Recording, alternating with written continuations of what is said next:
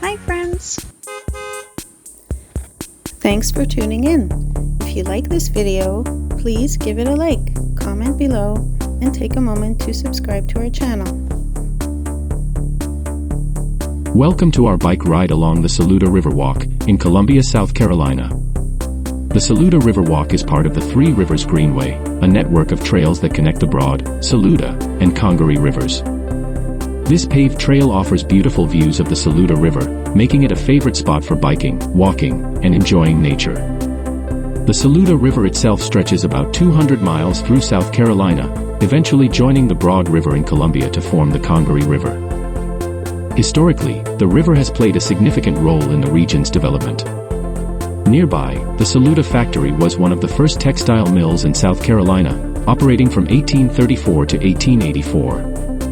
As we pedal along the Riverwalk, you'll notice the lush greenery and diverse wildlife that call this area home. The trail is well maintained and provides a peaceful escape within the city. It's a great example of how Columbia has embraced its rivers, turning them into spaces for recreation and community gatherings. Thank you for joining us on this bike ride along the Saluda Riverwalk in Columbia, South Carolina.